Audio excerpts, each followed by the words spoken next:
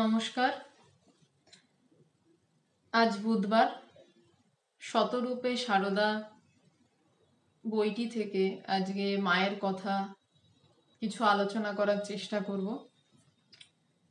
আজকে যেই বিষয়টি রয়েছে আলোচনার জন্য, যে আলোচনার বিষয়বস্তু নির্ধারণ হয়েছে, সেই বিষয়টি হচ্ছে স্বামীজি এবং মায়ের সম্পর্ক। মানে স্বামী বিবেকানন্দ মাকে কিভাবে দেখতেন, কি দৃষ্টিতে দেখতেন। স্বামীজির নিজের মুখে বলছেন স্বামী বিবেকানন্দ যে মায়ের ব্যাপারে আমার গোঁড়ামি রয়েছে। কিন্তু কেন? যেই স্বামী বিবেকানন্দ ঠাকুরকে প্রতি পদে পরীক্ষা করেছেন, মানে এমন পরীক্ষা করেছেন যে অন্যান্য গুরু ভাইরা স্বামীজির উপর রাগ অব্দি করতেন। সেই জন্য ঠাকুর বলেছিলেন যে আমি টাকা ছুঁইতে পারি না। তো স্বামীজি কি করলেন, ঠাকুরের তক্তপোষের নিচে একটা টাকা রেখে দিলেন। আচ্ছা, যারা রয়েছেন একটু জানাবেন আওয়াজটা ঠিক আছে কিনা। তো ঠাকুরের তক্তপোষের নিচে টাকা রেখে দিলেন। ঠাকুর ওই তক্ত বসে বসে মানে সে কারেন্ট খাওয়ার মতন ছিটকে উঠলেন। ঠাকুর বলছেন যে কোষাকুষি সব চৈতন্যময়। স্বামীজি বলছেন তোমার চোখের ভুল, মানি না। Thank you Mainak. আচ্ছা, সংযুক্তা মিত্র আছি, তৃষিতা, আচ্ছা থ্যাংক ইউ। তো তো বলছেন যে আমি মানি না। স্বামীজি প্রত্যেকটা পদে ঠাকুরকে কিন্তু পরীক্ষা করেছেন, টেস্ট করেছেন, নইলে কিন্তু তিনি ঠাকুরকে মানেননি। কিন্তু আমি নিজেও অবাক হয়ে যাই যে সেই স্বামী বিবেকানন্দ একবারও মায়ের বিষয়ে কোনো প্রশ্ন করেননি, মাথা তুলে কোনো কথা বলেননি। আজকের কথা মানে আজকের ব্যাপার যে ঘটনা বলি তাতে তো আসবোই, তার আগে একটা ছোট্ট ঘটনা বলে নিই। স্বামীজি মাকে কেমন মানতেন। ঘটনাটা বোধহয় আমি আগেও একদিন বলেছি কোনো না কোনো আলোচনাতে, আজকে আরেকবার বলছি। বেলুড় মঠ তখন প্রতিষ্ঠা হয়ে গেছে। বেলুড় মঠের এক কর্মচারী কিছু একটা চুরি করেছে মঠের। তো স্বামী বিবেকানন্দ তো ভয়ঙ্কর ক্ষেপে গেছে, মানে সে যা তা গালাগাল দিয়ে কর্মচারীটিকে বিদায় করেছেন বেলুড় মঠ থেকে, যে যাও, চলে যাও, চুরি করেছে, তুমি মঠে থাকবে না। তো সেই কর্মচারী কি করেছে, সোজা জয়রামবাটিতে মায়ের কাছে হাজির। তো গিয়ে কেঁদে কেটে মাকে সব সত্যি বলেছে যে মা আমি এরকম চুরি করেছি, স্বামীজি আমাকে এমনি বকাঝকা করে তাড়িয়ে দিয়েছে। তখন মা একটি পত্র লিখে দিয়েছিলেন বা নির্দেশ দিয়ে পাঠিয়েছিলেন যে মঠে চলে যাও, তোমাকে ছেলেরা কিছু বলবে না। এবং স্বামীজি ওকে ফিরতে দেখে তো আবার রাগে অগ্নিশর্মা, তুই এসছিস কেন? তখন সে মায়ের নির্দেশ জানালো এবং মা বলে পাঠিয়েছিলেন যে তোমরা মঠে থাকো, তোমরা সর্বত্যাগী সাধু, ওরা সংসারী ছেলে মেয়ে, ওদের তো লোভ হতেই পারে। তখন স্বামীজি মায়ের একটা কথা, স্বামীজি আর কোনো কথা বললেন না, শুধু হেসে বললেন, তখনই তার রাগ গলে জল। তিনি হেসে বললেন যে ওরে হাইকোর্টে গেছিল, এবং তাকে আবার পুনরায় কাজে বহাল করলেন। স্বামীজির মায়ের সম্পর্কে অদ্ভুত বিশ্বাস, মানে কোনোদিন আমার তো কোথাও ঠাকুর মা স্বামীজির কোনো বইতে চোখে পড়েনি যে স্বামীজি মাকে ক্রস করছেন, মায়ের কাছে মায়ের বিষয়ে কোনো চেক করছেন যে মা ঠিক না ভুল। স্বামীজি নিজে বলছেন আমার ওখানে গোড়ামো। তো যেই সন্ন্যাসী সবাইকে পরীক্ষা করেছেন, তিনি মাকে কেন পরীক্ষা করেননি, এটা আমারও একটা প্রশ্ন। তো আজকে শতরূপে সারদা বইটিতে এর কিছু উত্তর দিতে চেয়েছেন। আর আমি হয়তো এটুকু বলতে পারি, স্বামীজি হয়তো নিজেও জানি না যে স্বামীজি নিজেও যে কেন গোঁড়ামো করতেন, সেটা হয়তো স্বামীজি নিজেই একমাত্র বলতে পারবেন ঠিক ঠিক ভাবে যে আমি কেন মায়ের ক্ষেত্রে গোঁড়ামো করতাম। আজকে কিছুটা আমিও বুঝতে চেষ্টা করি, তার সাথে যদি আপনারাও কিছু আমি বোঝাতে সমর্থ হই তাহলে আমার ভালো লাগবে। শতরূপে সারদা বইটি থেকে আমরা বরাবর আলোচনা করছি, আজকে যথাসম্ভব তৃতীয় দিন। তো আজকের যে চ্যাপ্টারটি, সেই চ্যাপ্টারটির নাম হচ্ছে মাতা ঠাকুরানী স্বামী বিবেকানন্দ ও স্বামী ব্রহ্মানন্দের দৃষ্টিতে। মাতা ঠাকুরানী মানে সারদা মা সম্পর্কে বলা হচ্ছে। শ্রীরামকৃষ্ণের অন্যান্য সন্তানেরা সম্ভবত শ্রী মায়ের ঐশী স্বরূপ সম্পর্কে প্রথমে সম্পূর্ণ অবহিত ছিলেন না। তাই স্বামীজি স্বামী শিবানন্দকে লিখেছিলেন, মা ঠাকুরুন কি বস্তু বুঝতে পারোনি, এখন কেউই পারো না, ক্রমে পারবে। এর আগে একটা গল্প রয়েছে, এই চিঠিটি আগে পড়লাম, তার কারণ স্বামীজি এই জায়গাটাতে বলছেন যে মা ঠাকুরুন যে কি বস্তু, অন্যান্য সন্ন্যাসীরা, ঠাকুরের নিজের যারা সন্ন্যাসী ছেলে শিবানন্দজিকে স্বামীজি বলছেন, মা ঠাকুরুন যে কি বস্তু তোমরা এখন কেহই বুঝতে পারোনি, পরে ক্রমে বুঝবে। এবার আমি আগের একটা ঘটনায় ফিরি।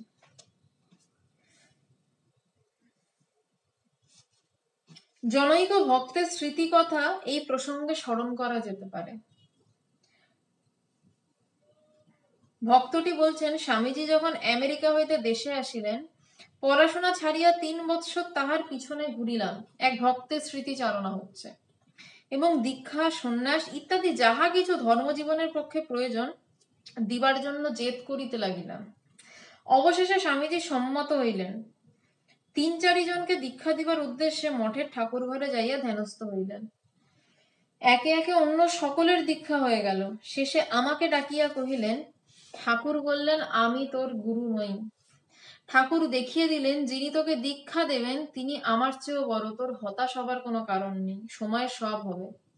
একটি ছেলে, সে পড়াশোনা ছেড়ে স্বামীজি আমেরিকা থেকে ফেরার পর তার পিছনে সারাক্ষণ ঘুরছে, তার দীক্ষা লাগবে, তার সন্ন্যাস চাই। স্বামীজি শেষ অব্দি সমর্থ হলেন, মানে 3 বছর ধরে ছেলেটিরও কিন্তু মানে খুব দারুণ ছেলে সে। 3 বছর ধরে স্বামীজি খুব একটা হয়তো তাকাচ্ছে না, কিন্তু ছেলেটি 3 বছর ধরে স্বামীজির পিছনে লেগে রয়েছে যে তাকে দীক্ষা দিতে হবে, তাকে সন্ন্যাস দিতে হবে। অবশেষে 3 বছর পর, এটাও কিন্তু একটা পরীক্ষা যে শিষ্য কি গুরুকে বিশ্বাস করে গুরুর পিছনে পড়ে থাকতে পারে। তো 3 বছর পর স্বামীজি তাকে দীক্ষা দিতে রাজি হয়েছেন, এবং কিন্তু দীক্ষা স্বামীজি তাকে দিলেন না। কারণ বললেন যে, ধ্যানস্থ হয়ে বলছেন যে ঠাকুর দেখিয়ে দিয়েছেন আমি তোর গুরু নই, আমার চেয়েও বড় গুরু তোর রয়েছে, তোর হতাশ হওয়ার কোনো কারণ নেই, সময় সব হবে। এ কথা শুনিয়া মর্মাহত হইলাম, ভাবিলাম স্বামীজি হইতে আবার বড় কে। অনুপযুক্ত বলিয়া অনুগ্রহ না করিয়া ফাঁকি দিয়া বিদায় করিলেন। তো ভক্তটার খুব দুঃখ হয়েছে, বলছে যে আমি বুঝলাম যে আমি ঠিক উপযুক্ত নই, তাই স্বামীজি ফাঁকি দিয়ে আমাকে বিদায় করলেন। স্বামীজির থেকে বড় আর কি হতে পারে। এবার তার ভক্তের জীবনের ঘটনা। ইহার কিছুকাল পরে রাত্রে স্বপ্ন দেখিয়া আমি ঠাকুরের কোলে বসিয়া আছি। এক উজ্জ্বল দেবী মূর্তি সম্মুখে আসিয়া বলিলেন, একটি মন্ত্র নাও। আমি বলিলাম, এখন ঠাকুরের কোলে বসে আছি, মন্ত্রতন্ত্রের কোনোদিনই ধার ধারি না। তথাপি তিনি মন্ত্র নিতে জেদ করায় জিজ্ঞাসা করিলাম, তুমি কে? আমি সরস্বতী বলিয়াই মন্ত্র উচ্চারণ করিলেন। দীক্ষা প্রয়োজন, ঠাকুরের কোলে বসে থাকলেও কখনো কখনো ঠাকুরের নির্দেশেই দীক্ষার প্রয়োজন। কারণ দীক্ষা না নিলে অনেক ক্ষেত্রে হয় যে প্রচন্ড সাধ্য সাধনা হচ্ছে, কিন্তু ঈশ্বর এসে দেখা দিতে পারছেন না, কারণ তার দীক্ষা নেওয়া নেই, তার গুরুকরণ করা নেই। গুরু লাগে, গুরু বিষয়টা আধ্যাত্মিক জগতে ভীষণ ভীষণ ইম্পর্টেন্ট। তো এবার এই ছেলেটি স্বপ্নে দেখছে সে ঠাকুরের কোলে বসে রয়েছে, ছেলেটি কিন্তু দারুণ ভক্ত, নইলে সে সামনে দেবী মূর্তি যখন মন্ত্র দিতে এসছে সে বলছে মন্ত্র নেবো কারণ আমি ঠাকুরের কোলে বসে আছি, এই মন্ত্রতন্ত্রের ধার ধারি না। তখন সেই দেবী মূর্তি বলছেন যে তোমার মন্ত্র নিতে হবে, বলে জেদ করতে বলছে, তুমি কে? বলছে আমি সরস্বতী, বলেই মন্ত্র বলে দিয়েছে। মানে ছেলেটাকে মন্ত্র মানে সেই গলা টিপে দেওয়ার মতো, নিতেই হবে মন্ত্র, মানে ওর মন্ত্র নেওয়া কপালেই ছিল আসলে। আমি সরস্বতী বলিয়াই মন্ত্র উচ্চারণ করিলেন। জিজ্ঞাসা করিলাম, এতে কি হবে? উত্তর করিলেন, কবি হতে পারবি। ছেলেটা জিজ্ঞাসা করছে মন্ত্র দিলে কেন, এতে কি হবে? বলছে কবি হতে পারবি। ভক্তটা বলছে, কবির দলের লোকের উপর আমার কোনোদিনই ভালো ধারণা ছিল না, সেই কবির দলের সর্দার হইতে হইবে মনে করিয়া অবজ্ঞা ভরে বলিলাম, আমি কবি হতে চাই না। ছেলেটি একটু বেশ শক্তপোক্ত বোঝাই যাচ্ছে। এত কিছুর পর সে বলছে মন্ত্র দিলে তো কি হবে? বলছে না তুই কবি হবে। বলছে না আমার কবির দল ভাল লাগে না, তো তাদের সর্দার হতে হবে। শুনে অবজ্ঞা ভরে বললাম যে আমি কবি হতে চাই না। দেবী মূর্তি রাখছেন না কিন্তু, কারণ দেবী মূর্তি তার গুরু, সে জানে যে এই ছেলেটির আধার কিরকম, তাই স্বয়ং তিনি দীক্ষা দিতে এসছেন, সরস্বতী দেবী। দেবী মূর্তি কহিলেন, কবি মানে জানিস? কবি মানে জ্ঞানী। এই কথা বলিয়া জপ করিবার প্রণালী পর্যন্ত দেখাইয়া দিলেন। অন্তত 108 বার জপ করিতে আদেশ করিলেন। তখন সরস্বতী দেবী বলছেন কবি মানে জানিস, কবি মানে জ্ঞানী। জ্ঞানী মানে কি? যার নিজেকে অনুভব হয়েছে, যে নিজেকে বোধ করেছে, নিজের স্বরূপকে বোধ করেছে, নিজের রূপ না, এই আমি যেটাকে দেখতে পাচ্ছি সেটা নয়, এটাকে তো দেখা যায়, সেই রূপকে, স্বরূপকে বোধ যিনি করেন, স্বরূপকে বোধে বোধ যিনি করেন, শুধু বোধ নয়, বোধে বোধ। এই বোধে বোধ শব্দটাকে বোধে বোধ করেই বুঝতে হবে, আর কোনো বোঝার উপায় নেই। বোধে বোধ যার হয় সেই টের পায় বোধে বোধ হলো। এই স্বরূপকে যে বোধে বোধ করে সেই জ্ঞানী। তো সরস্বতী দেবী বলছেন যে কবি মানে জ্ঞানী, তুই জ্ঞানী হবি বলে অন্তত 108 বার জপ করতে আদেশ দিলেন। মন্ত্রটাকে কিভাবে জপ করবে সেটাও শেখালেন। স্বপ্নে দীক্ষা কিন্তু হয়। অল্পদিন পরে মঠে স্বামীজিকে দর্শন করিতে যাই। তিনি স্বপ্ন বৃত্তান্ত শুনিয়া বলিলেন, ঠাকুর বলতেন দেব স্বপ্ন সত্য, একে স্বপ্ন সিদ্ধি বলে, এইটি জপ করলেই তোর সব হয়ে যাবে, আর কিছু করতে হবে না।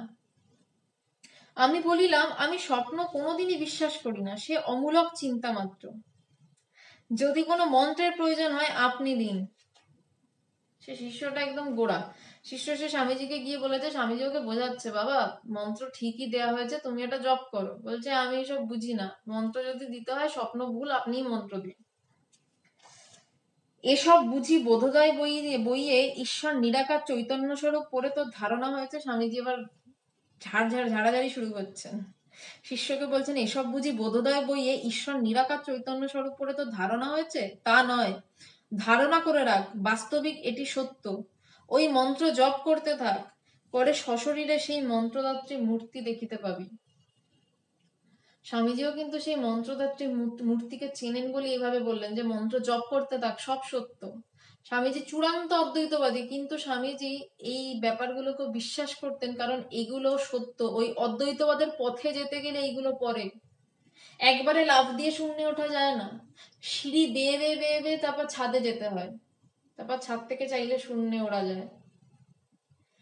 স্বামীজি সিঁড়িকে অস্বীকার করছেন না, তাই বলছেন যে ধারণা করে রাখ, বাস্তবিক এটি সত্য, তিনি বগলার অবতার, সরস্বতী মূর্তিতে বর্তমানে আবির্ভূতা। কার কথা বলছেন আমরা এখনো কিন্তু স্বামীজি, আমরা সেটা জানি না। শিষ্য বলছেন, আপনার কথা আমি বুঝিতে পারিতেছি না। স্বামীজি, সময় বুঝতে পারবি, যখন দেখতে পাবি, দেখবি উপরে মহা শান্ত ভাব, কিন্তু ভিতরে সংহার মূর্তি। সরস্বতী অতি শান্ত কিনা।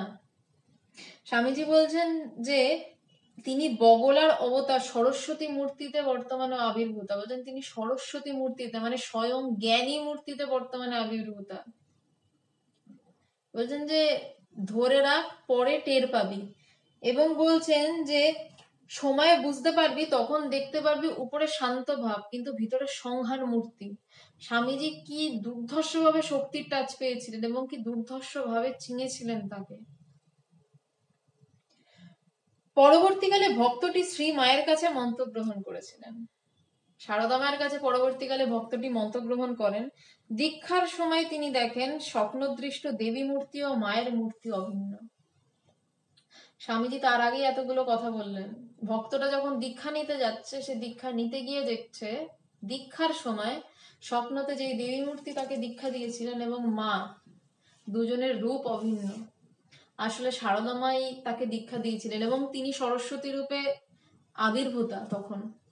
এবং স্বামীজি সেটা জানতেন, জেনে ভক্তটিকে সাবধান করেছিলেন যে এগুলো সত্য, যখন সময় হবে তখন দেখতে পারবি। কারণ স্বামীজি তার অনেক আগেই, যখন ভক্তটিকে দীক্ষা দেওয়ার দরকার হয়েছিল, তখন স্বামীজি টের পেয়ে গেছিলেন, বলেছিলেন ঠাকুর দেখিয়ে দিয়েছেন তোর গুরুকে।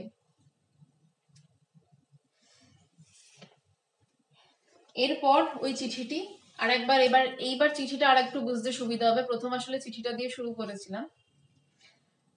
স্বামীজি স্বামী শিবানন্দকে লিখছেন, মা ঠাকুরন কি বস্তু বুঝতে পারোনি, এখন কেউই পারো না, ক্রমে পারবে। পরবর্তীকালে শ্রী রামকৃষ্ণের অন্তরঙ্গ ত্যাগী পার্শ্বদগণের শ্রীমা সম্পর্কে দৃষ্টির যে বিবরণ পাওয়া যায়, তাতে দেখা যায় যে তাদের সকলের কাছেই শ্রীমায়ের প্রকৃত স্বরূপটি ধরা পড়েছিল। মায়ের এক রূপ আর মায়ের প্রকৃত স্বরূপ, সাদা চোখে যেটা দেখা যায় এবং ভিতরের দৃষ্টিতে যেটা দেখা যায়, দুটো সম্পূর্ণ আলাদা। যেমন এই ভক্তটি দীক্ষা নেওয়ার সময় মায়ের এক রূপ টের পেল, তার কল্পনায় যা মায়ের রূপ ছিল, সে স্বপ্নে দীক্ষা দেওয়ার যে দেবী মূর্তি তার রূপ টের পেল। আবার এইখানে ঠাকুরের যারা পার্শ্বদগণ, তারা একটা সময় সবাই মায়ের স্বরূপ টের পেয়েছিলেন, কিন্তু প্রথম ধরা পড়েছিল স্বামী বিবেকানন্দের কাছে। তারা বুঝেছিলেন পরমা প্রকৃতি শ্রী মায়ের মধ্যে মানবী রূপ গ্রহণ করেছিলেন। বলা বাহুল্য তাদের এই দৃষ্টি উন্মোচন করে দিয়েছিলেন স্বামীজি, কারণ স্বামীজির চোখে প্রথম মা ধরা দিয়েছিলেন, এবং স্বামীজি সেই বিষয়ে গুরু ভাইদেরকে বলে বলে বলে বলে তাদের দৃষ্টি খুলে দিয়েছিলেন যে আরে মা কে ছিলেন। স্বামী শিবানন্দকে পূর্বোক্ত পত্রে স্বামীজি লিখেছিলেন, রামকৃষ্ণ পরমহংস ঈশ্বর ছিলেন কি মানুষ ছিলেন, যা হয় বলো দাদা, কিন্তু যার মায়ের উপর ভক্তি নাই তাকে ধিক্কার দিও। নিরঞ্জন লাঠিবাজি করে, কিন্তু তার মায়ের উপর বড় ভক্তি, তার লাঠি হজম হয়ে যায়। বলছেন যে শিবানন্দজিকে লিখছেন যে রামকৃষ্ণ পরমহংস মানে ঠাকুরের দেহত্যাগের পরেই চিঠি, বলছেন যে ঠাকুর ঈশ্বর ছিলেন কি মানুষ ছিলেন তো সেটা তুমি যা খুশি বলো দাদা, কিন্তু যার মায়ের উপর ভক্তি নেই। স্বামীজি এভাবে কেন মায়ের কথা বলছেন, বলছে যার মায়ের উপর ভক্তি নেই তাকে ধিক্কার। কারণ স্বামীজির অনুভবে মা ধরা পড়েছিলেন, সেই শক্তির রূপ ধরা পড়েছিলেন। স্বামীজি সেই ভক্তটাকে বলছেন, দেখবেন উপরে শান্ত ভাব, ভিতরে সংহার মূর্তি। ঠাকুরও বলতেন যে যে নহবতে যে আছে সে যদি খেপে তাহলে আমি বাঁচাতে পারবো না। তো স্বামী শিবানন্দকে পূর্বোক্ত পত্রে স্বামীজি এটা লিখছেন, শ্রীরামকৃষ্ণকে তিনি ভগবানের বাবা বলে অভিহিত করতেন, যার সম্বন্ধে তিনি বলেছিলেন ভগবান শ্রীকৃষ্ণ জন্মেছিলেন কিনা জানি না, বুদ্ধ চৈতন্য প্রভৃতি একঘেয়ে, Ramakrishna Paramahamsa the latest and the most perfect, জ্ঞান প্রেম বৈরাগ্য লৌকিক চিকিৎসা উদারতার জমাট, কারোর সঙ্গে কি তার তুলনা হয়। যেই স্বামীজি ঠাকুর সম্পর্কে এই কথা বলছেন যে ঠাকুরকে ভগবানের বাবা বলে বলছেন, বলছে যে ভগবানের বাবা, এবং বলছেন বুদ্ধ চৈতন্য প্রভৃতি একঘেয়ে, মানে অ্যাকচুয়ালি স্বামী বিবেকানন্দ বুদ্ধদেবকে অসম্ভব ভালোবাসতেন। বুদ্ধের হৃদয়কে স্বামীজি পাগলের মতন শ্রদ্ধা করতেন, এবং স্বামীজি নিজের ঘরে, স্বামীজির সিমলের যে বাড়ি রয়েছে সেই বাড়িতে একদিন যখন বসে স্বামী বিবেকানন্দ বসে গানের প্র্যাকটিস করছিলেন, বা যতদূর সম্ভব সেতার বাজাচ্ছিলেন বা গান গাইছিলেন, তন্ময় হয়ে গান গাইছিলেন, তখন তিনি দেওয়ালের মধ্যে থেকে বুদ্ধ মূর্তিকে বেরিয়ে আসতে দেখেন, এবং স্বামীজি পরে আফসোস করেছিলেন যে আমি অনুভাবে তাকিয়ে থাকতে দেখলাম, তিনিও আমার দিকে তাকিয়ে আছেন, কি অপার করুণা চোখে, আমিও তার দিকে তাকিয়ে আছি, কিন্তু হঠাৎ যেন তিনি একটা কিছু বলবেন এরকম একটা ভাব যেন সেই বুদ্ধ মূর্তির ভিতরে, কিন্তু আমি হঠাৎ ভয় পেয়ে দরজা খুলে বেরিয়ে আসি এবং দেখি বুদ্ধ মূর্তিটি চলে গেছে। স্বামীজি বুদ্ধদেবকে এত ভালোবাসতেন যে বুদ্ধদেবের দর্শন পেয়েছিলেন, কিন্তু স্বামীজি খুব দুঃখ করেছিলেন যে আমি কেন ভয় পেলাম, ভয় না পেলে তো তিনি আমাকে কিছু বলতেন। তো সেই বুদ্ধদেবের সম্পর্কে এভাবে বলছেন, মানে আধ্যাত্মিক পুরুষদের বিভিন্ন সময় বিভিন্ন ভাব থাকে, বিভিন্ন ভাবের কথা থাকে তাদের মধ্যে। তো স্বামীজি এই ভাবের একটা কথা বলছেন যে বুদ্ধ চৈতন্য সব একঘেয়ে, কারণ তিনি তখন ঠাকুরের ভাবে মত্ত। চৈতন্যদেবও স্বামীজির বড় প্রিয় ছিলেন, ঠাকুর চৈতন্যদেবের কথা প্রচন্ড বলতেন। মানে এই লাইনটা পড়ে কোনোভাবেই এইরকম কনক্লুশনে আসার কোনো রকম প্রয়োজন নেই যে বুদ্ধদেব বা চৈতন্যদেবকে স্বামীজি পছন্দ করতেন বা ছোট করেছেন, এটা কোনোভাবেই কনক্লুশনে আসার প্রয়োজন নেই, সেই জন্য এতগুলো কথা বললাম। স্বামীজি এইভাবে ওনাদের শ্রদ্ধা করতেন, কিন্তু যখন এখন স্বামীজির একরকমের বিশাল ভাব এবং তিনি ঠাকুর ছাড়া যেন কিছু দেখতে পাচ্ছেন না, তাই তখন তিনি এভাবে বলছেন যে বুদ্ধ চৈতন্য প্রভৃতি একঘেয়ে, Ramakrishna Paramahamsa the latest and the most perfect. একটা বিষয় তো ঠিকই, বুদ্ধদেব চৈতন্যদেব সবাই অবতারই ছিলেন, কিন্তু যুগোপযোগী অবতার প্রত্যেকেই যুগোপযোগী হয়। যিনি সেই যুগে আসছেন তিনি তার আগের অবতার যারা ছিলেন তাদের সেই যুগের যা শিক্ষার প্রয়োজনীয় সেটা তখন আর কাজে লাগছে না, তাই কিন্তু নতুন অবতারকে আবির্ভূত হতে হয়। একজন অবতারের আবির্ভাব হওয়াটা তো খুব একটা সহজ কথা নয়। পৃথিবীতে তার আগে অনেক কিছু নেগেটিভ শক্তি টক্তি, অনেক কিছুর নেগেটিভ শক্তি ঘনীভূত হলে তবে এরকম লেভেলের এক পজিটিভ শক্তির জন্ম দেয়। তো তাই জন্য রামকৃষ্ণদেবকে স্বামীজি বলছেন the latest and the most perfect, কারণ তিনি সেই সময় যুগোপযোগী। বুদ্ধদেব অনেক বছর আগের, চৈতন্যদেব ঠাকুরের অনেকটা আগের, সেই সময়ের যুগ আর এই সময়ের অনেক তফাৎ হয়ে গেছে। বলছেন যে জ্ঞান, প্রেম, বৈরাগ্য, লৌকিক চিকিৎসা, উদারতার যেন আর কারোর সাথে কি তার তুলনা হয়? বলছেন জ্ঞান, প্রেম, বৈরাগ্য কিছুতেই ঠাকুরের সাথে যেন আর কারোর তুলনা হয় না। সেই শ্রীরামকৃষ্ণের উপরে তিনি শ্রীমাকে স্নান দিতেন, যেই মানে ঠাকুরকে স্বামীজি এভাবে বলছেন, তারও উপরে তিনি মাকে স্নান দিচ্ছেন। তার কথাতে বোঝা যায়, বলছে যে রামকৃষ্ণ পরমহংস ঈশ্বর ছিলেন কি মানুষ ছিলেন জানি না, কিন্তু মায়ের উপর যার ভক্তি নাই তাকে ধিক্কার। যে নিরঞ্জন, স্বামী নিরঞ্জনানন্দ সারাদিন লাঠি হাতে বসে থাকতেন, ঠাকুরেরও সেবক ছিলেন এবং স্বামীজিরও এক প্রকার সেবক ছিলেন তিনি, গুরুভাই হয়েও। স্বামীজি যখন বিশ্রাম নিতেন, স্বামীজির ঘরের সামনে লাঠি হাতে নিরঞ্জনানন্দজি দাঁড়িয়ে থাকতেন, যে না ঢুকতে দেবে না। বলছে সে মাকে বড় ভক্তি করে, তার লাঠি হজম করা যায়। সেই তথ্যটি স্বামী শিবানন্দকে লেখা পূর্বধৃত তার উক্তিটিতে সুপরিপুষ্ট। শ্রী মায়ের সম্পর্কে তার বিশেষ পক্ষপাতিত্বকে স্বামীজি গোপন করতে পারতেন না, বরং বলা যেতে পারে তা উচ্চকণ্ঠে ঘোষণা করতে পারলেই যেন তিনি পরম উল্লসিত হতেন, গভীর তৃপ্তি পেতেন। তাই স্পষ্টতর ভাবে স্বামী শিবানন্দকে লিখেছিলেন, দাদা রাগ করো না, তোমরা এখনো কেউ মাকে বোঝনি। মায়ের কৃপা আমার উপর বাপের কৃপার চেয়ে লক্ষ গুণ বড়। ওই মায়ের দিকে আমিও একটু গোড়া। মার হুকুম হলেই বীরভদ্র ভূত প্রেত সব করতে পারে। দাদা এই দারুণ শীতে গায়ে গায়ে লেকচার করে লড়াই করে টাকার জোগাড় করছি, মায়ের মঠ হবে। দাদা মায়ের কথা মনে পড়লে সময় সময় বলি, কো রামো দাদা, ওই যে বলছি ওইখানটায় আমার গোড়াম। কি অপূর্ব কথা। স্বামীজি শিবানন্দজিকে একদম স্ট্রেট লিখছেন যে দাদা তুমি, স্বামীজির এখানে একটা বিউটি, স্বামীজি নিজের গুরু ভাই বলে রেয়াত করতেন না, সত্যটা সত্যের মতন বলতেন। বলছেন যে দাদা রাগ করো না, তোমরা এখনো কেউ মাকে বোঝনি। বলছে দাদা তোমরা রাগ করো না, তোমরা এখনো মাকে কেউ বুঝতেই পারোনি। মায়ের কৃপা আমার উপর বাপের কৃপার চেয়ে লক্ষ গুণ বড়। স্বামীজি মাকে কোন জায়গায় রাখছেন এবং তিনি টের পাচ্ছেন যে মা স্বয়ং কে। অ্যাকচুয়ালি ব্রহ্মের দৌড় তো মহামায়ার থেকেই খোলে। মহামায়া যদি কৃপা করে রাস্তা না ছাড়েন, ব্রহ্মের ক্ষমতা নেই যে টেনে ডুবিয়ে নেয়। মহামায়ার কাছে প্রাণপণ প্রার্থনা করতে হয়, মা রাস্তা ছেড়ে দাও। তো মা তো স্বয়ং শক্তি রূপে আবির্ভূতা। তো স্বামীজি মাকে ধরতে পেরেছেন এবং বলছেন দাদা রাগ করো না, তোমরা কেউ এখনো মাকে বোঝেনি। তারপর কেন টের পেয়েছেন স্বামীজি, টের পাওয়ার কারণ কি? তিনি টের না পাওয়ালে তো আর স্বামীজির ক্ষমতা নেই টের পান। স্বামীজির ক্ষমতা নেই যে তিনি টের না পাওয়ালে টের পান। বলছেন যে মায়ের কৃপা আমার উপর বাবার থেকে লক্ষ গুণে বেশি, অনেক অনেক বেশি। মা আমাকে অশেষ কৃপা করেছেন। ওই মায়ের দিকে আমিও একটু গোড়া। বলছে মায়ের হুকুম হলেই বীরভদ্র ভূত প্রেত সব করতে পারে। বলছে মার বীরভদ্র শিবের এক মানে কি বলবো, শিবের এক অবতারের নাম বা এক ভৈরবের নাম আর কি। মানে শিবের তো অনেক অনেক ভৈরব থাকে, তো সেই রকম একজন, এবং প্রত্যেক জায়গায় মায়ের সাথে একজনকে থাকতে হয়।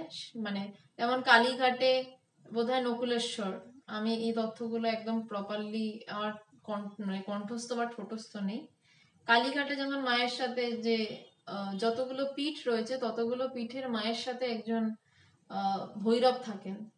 তো বলছেন যে মায়ের হুকুম হলে বীরভদ্র ভূত প্রেত সব করে দিতে, মানে আমি সব ওলট পালট করে দিতে পারে। দাদা এই দারুণ শীতে গায়ে গায়ে লেকচার করে লড়াই করে টাকা জোগাড় করছি, তার কারণ কি না মায়ের মঠ হবে। স্বামীজি যথাসম্ভব তখন আমেরিকাতে ছিলেন যখন এই চিঠি লিখছেন। বলতেন যে এই ভীষণ শীতে গায়ে গায়ে লেকচার করে কথা বলতে তো কষ্ট হয়, মানে আধ্যাত্মিক পুরুষদের চুপ করে থাকাতেই শান্তি, কিন্তু তাদের কথা বলতে হয়। কিন্তু বলছেন যে এই দারুণ শীতে গায়ে গায়ে ক্রমাগত লেকচার করছি, তার একটাই কারণ, যে মায়ের মঠ হবে। দাদা মায়ের কথা মনে পড়লে সময় সময় বলি, কো রাম দাদা, ওই যে বলেছি ওখানটায় আমার গোড়াম।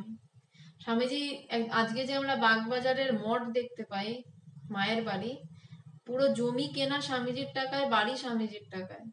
স্বামীজি খেটে খেটে খেটে ওখান থেকে ক্রমাগত নির্দেশ দিয়েছেন, নির্দেশ দিয়ে দিয়ে মায়ের মঠ তৈরি করেছেন। যখন ঠাকুর দেহত্যাগ করেন, মায়ের কথা সবাই প্রায় ভুলে গেছিল, কারণ তখন ওদেরও দোষ নেই, সবাই বাচ্চা বাচ্চা ছেলেরা, নিজেরাই খেতে পায় না, এদিকে ঠাকুর ঠাকুর করে পাগল, ঘরেও ফিরছে না, সব ফ্যা ফ্যা মানে ফ্যা ফ্যা করে শব্দটা বলতে খারাপ লাগে, কিন্তু আসলে কিন্তু ঘটনাটা ওরকমই। তাদের কোথাও নেই, কিছু নেই, চাল নেই, চুলো নেই, তারা ঘুরে বেড়াচ্ছে রাস্তাঘাটে। আর তখন মা কি করছেন, মা জয়রামবাটিতে ফিরে গিয়ে মায়ের ওই 2 বছর ভয়ঙ্কর দারিদ্র্যে দিন কেটেছিল। মানে মায়ের কথা প্রায় সবাই ভুলে গেছে, কারণ নিজেদেরই ঠিক নেই তো মায়ের কথা কি করে মনে পড়বে। মা ওই তার একটু জমিতে যা শাক হতো, ওই শাক রোজ তুলে একটু নুন দিয়ে খেতেন। মা কি ভয়ঙ্কর কষ্ট করেছিলেন সেই 2 বছর, আমি পড়ে অবাক হয়ে গেছিলাম। এবার প্রথম স্বামী বিবেকানন্দেরই মনে পড়েছিল যে মা কোথায়, মায়ের খোঁজ নাও, মা কোথায়। তখন স্বামীজি বিদেশ থেকে চিঠি লিখে লিখে লিখে তারপর মায়ের কথা মনে করেন, এবং তারপর স্বামীজি মায়ের মঠ তৈরির জন্য উঠে পড়ে লাগে, যেটা মাকে কলকাতায় এনে রাখতে হবে। সেই স্বামীজির এই খাটনি এবং এই চিঠিগুলোর ফল কিন্তু আজকের উদ্বোধনের বাগবাজার, যেখান থেকে আজকে উদ্বোধন কার্যালয়, মানে সমস্ত রামকৃষ্ণ মিশনের এত বই পত্র সবকিছু মায়ের বাড়ি তৈরি করার জন্য। মায়ের বাড়ি ওই জায়গাটার নাম। মায়ের বাড়ির সাথে ভগবানের একটা খুব রিলেটেড, মানে ভগবান মানে আমার গুরুদেবের একটা খুব রিলেটেড ঘটনা রয়েছে এই স্বামীজি এবং মা এই দুজনের ব্যাপারটা নিয়ে। ভগবানের গুরুদেব ছিলেন স্বামী পবিত্রানন্দ মহারাজ। পবিত্রানন্দ মহারাজের গুরুদেব ছিলেন স্বামী কৃষ্ণানন্দ মহারাজ, যার সন্ন্যাস গুরু ছিলেন সারদা মা। তিনি সারদা মায়ের থেকে দীক্ষা পেয়েছিলেন, এবং কৃষ্ণানন্দজি মাকে বলেন যে তিনি সাধনা করতে চান। মায়ের অনুমতি নিয়ে তিনি সাধনা করতে পুরুলিয়াতে চলে আসেন। তো যেহেতু আমাদের দিকের ধারা, আমার গুরুদেব ভগবান, তার গুরুদেব পবিত্রানন্দজি এবং তার গুরুদেব কৃষ্ণানন্দ মহারাজ, আমাদের অ্যাকচুয়ালি মায়ের দিকের ধারা, কৃষ্ণানন্দজি মায়ের শিষ্য যেহেতু। তো ভগবান মাকে অসম্ভব ভালোবাসেন, মানে মায়ের প্রতি ভগবানের ভক্তি আমি অবাক হয়ে যাই দেখে। তো এবার ভগবান তো গৃহী ছিলেন, তিনি রেলে চাকরি করতেন। তার বিয়ে হওয়ার পর, তার সন্তান হওয়ার পর তার অ্যাকচুয়ালি আধ্যাত্মিক দিকে মুভমেন্ট।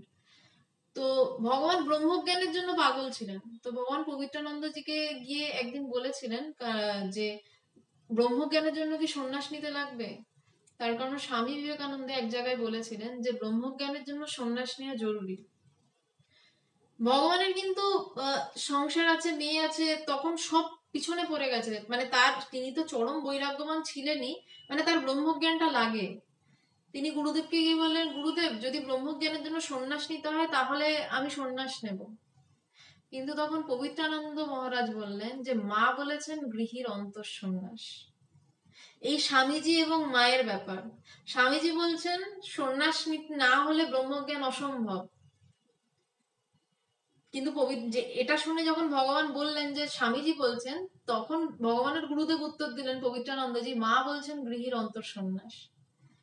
তো তখন ভগবানের সাথে যখন একবার এই বিষয় নিয়ে কথা হচ্ছিল, তখন ভগবান বললেন যে আমি বলেছিলাম গুরুদেবকে যে যদি দরকার হয় আমি সন্ন্যাস নেব, কিন্তু যখন জানলাম মা বলেছেন গৃহীর অন্তঃসন্ন্যাস, তখন জানি মা অথরিটি। মা বলে দিয়েছেন গৃহীর অন্তঃসন্ন্যাস, তাহলে গৃহীর ওইভাবেই ব্রহ্মজ্ঞান হবে, এবং হলো বাস্তবে তাই। এবং ভগবানের যেদিন ব্রহ্ম বিজ্ঞান হয়, যেদিন নির্বিকল্প সমাধি হয় 1984 এর 15 ডিসেম্বর, সেদিন অদ্ভুতভাবে মায়ের জন্মতিথিও ছিল বটে। এবং যে সংগঠন ভগবান তৈরি করেছেন, ইন্টারন্যাশনাল বেদান্ত সোসাইটি, আসামে প্রথমেই সংগঠনটি তৈরি হয়, রেলের কোয়ার্টার্সে মালিগাঁওতে। প্রত্যেকটা মুহূর্তে যেন সারদা মায়ের, শুরু থেকেই যেন সারদা মায়ের কৃপা অদ্ভুতভাবে ভগবান বোধ করতেন, এবং তিনি টের পেতেন যে মায়ের হাতেই সবকিছু তৈরি হচ্ছে। তো মানে সারদা মাকে সত্যি কথা বলতে, মায়ের কথা বলতে আমি একটু ভয়ই পাই, কারণ ঠাকুরের কথা তাও ব্যাখ্যা করা যায়, স্বামীজির কথা নয় অদ্বৈত বেদান্ত খাড়াখাড়ি ব্যাখ্যা করা যায়, কিন্তু যেই মহিলা রুটি বেলতে বেলতে বলেন যে অদ্বৈত জ্ঞানের দৃষ্টি হলে ঠাকুর ঠুকুর সব মিথ্যা হয়ে যায়, রুটি বেলতে বেলতে যেই মহিলা এই কথা বলে দেন যে সেই দৃষ্টি হলে ঠাকুর ঠুকুর সব মিথ্যা হয়ে যায়, ঠাকুর ঠুকুর শব্দটা দেখুন, তো তাকে নিয়ে কি কথা বলবো। যিনি খেতে দিয়ে বলেন যে বাবা একটু জুড়িয়ে খাও, এই কথার মধ্যে তার অপূর্ব প্রেম, তাকে নিয়ে কি কথা বলবো। আমি জানি না, ওই জন্য মায়ের অনুষ্ঠান করতে আমি সত্যি বলতে ভয় পাই যে কি বলবো মাকে নিয়ে। কারণ যারা অদ্বৈতবাদ নিয়ে অনেক কিছু বলছেন তাদেরকে নিয়ে ব্যাখ্যা করা যায়, কিন্তু যিনি মাটিতে কতগুলো পিঁপড়ে যাচ্ছে দেখে বলেন যে একসাথ ঠাকুর যাচ্ছেন, তাকে নিয়ে কি ব্যাখ্যা করা যায়? মানে ব্যাখ্যা থেমে যায় আসলে মায়ের কথায় এতে। তাই জন্য মায়ের কথা যখন বলি খুব বেশি অদ্বৈতবাদের দিকে যেতে পারি না, বিভিন্ন গল্প বলি। যেদিনকে আবার স্বামী শিষ্য সংবাদ নিয়ে কথা বলি সেদিনকে প্রচুর তত্ত্ব কথা হয় আবার। কিন্তু মায়ের কথাতে এই যে স্বামীজি বলছেন ওখানটায় আমার গোড়ামো, কেন গোড়ামো স্বামীজিও বলতে পারছে না, বলছে কিন্তু ওখানটায় আমার গোড়ামো। তেমনি মায়ের কথায় এলে না আসলে কথা থেমে যায়, এমনই মা। শ্রী মায়ের সম্পর্কে স্বামীজির এই গোড়ামির কারণ কি? এবার আজকে আমাদের যে টপিক সেইটা নিয়ে এই যিনি আজকে লিখেছেন এই চ্যাপ্টারটি, স্বামী পূর্ণাত্মানন্দজি, তিনিও খোঁজার চেষ্টা করছেন যে শ্রী মায়ের সম্পর্কে স্বামীজির এই গোড়ামির কারণ কি।